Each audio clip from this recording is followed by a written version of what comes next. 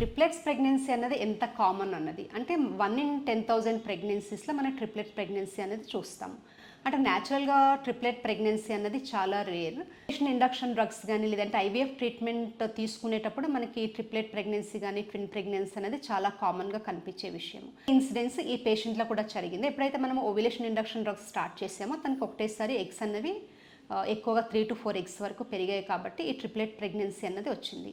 అంటే triplet pregnancy అన్నది మనకి ఐడెంటికల్లా లేదంటే ఫ్రాటర్నల్ అని కూడా అంటారు. అంటే ఐడెంటికల్ ట్విన్స్ అన్నప్పుడు ఒక ఎగ్ ఎప్పుడైతే మనకి ఎంబ్రియో ఫామ్ అయిందో స్పర్మ్ తోటి అవి ఏమవుతుందంటే డివైడ్ అవుతాయి, వాటిని అంటే స్ప్లిట్ అవుతుంది. స్ప్లిట్ అయినప్పుడు మనకి ఐడెంటికల్ ట్విన్స్ అంటారు. అంటే బేబీస్ అన్నీ ఒకటేలాగా ఉండడము లేదంటే సెక్స్ కూడా ఒకటేలాగా ఉండడము అన్నది జరుగుతుంది.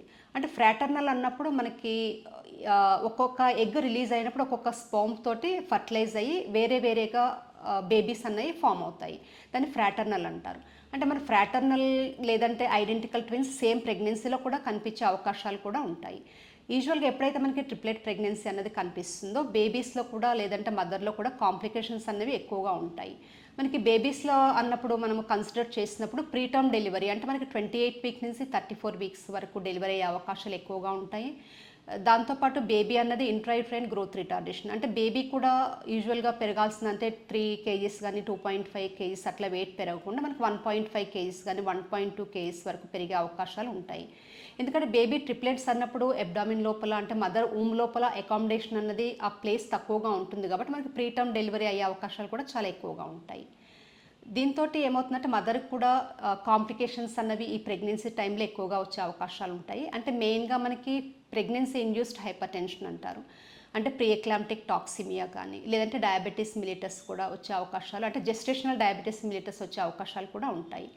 అంటే ట్రిప్లెట్ ప్రెగ్నెన్సీ ఉన్నప్పుడు మనకి నార్మల్ డెలివరీ కంటే సిజేరియన్ అయ్యే అవకాశాలు కూడా ఎక్కువగా ఉంటాయి.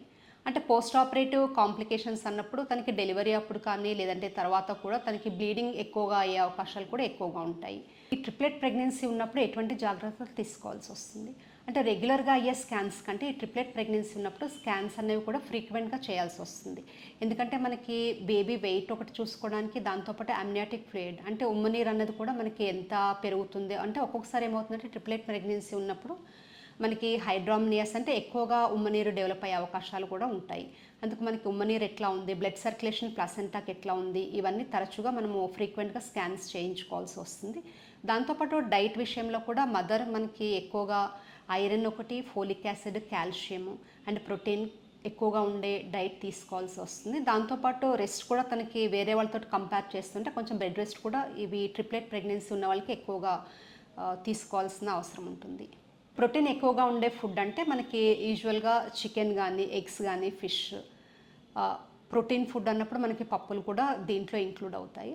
మనకి దాంతో గ్రీన్ లీఫీ వెజిటబుల్స్ కానీ కలర్ఫుల్ వెజిటబుల్స్ అంటే మనకి దొరికే బీరకాయ కానీ లేదంటే క్యాప్సికమ్ ఒకటి, బ్రకోలీ కానీ క్యాలీఫ్లవర్, బీన్స్ ఇట్లాంటివన్నీ ఎక్కువగా తీసుకుంటే దానికి వాళ్ళకి ఎక్కువగా మినరల్స్ తోటి కూడిన ఫుడ్ ఎక్కువ అందే అవకాశాలు ఉంటాయి. దాంతోపాటు డ్రై ఫ్రూట్స్ కూడా దాంట్లో మనకి యాంటీ ఆక్సిడెంట్స్ కానీ లేదంటే మినరల్స్ కూడా ఎక్కువగా ఉంటాయి కాబట్టి మనకి బాదం కానీ అంజీర్, డేట్స్ ఇవన్నీ తీసుకోవాల్సి ఉంటుంది.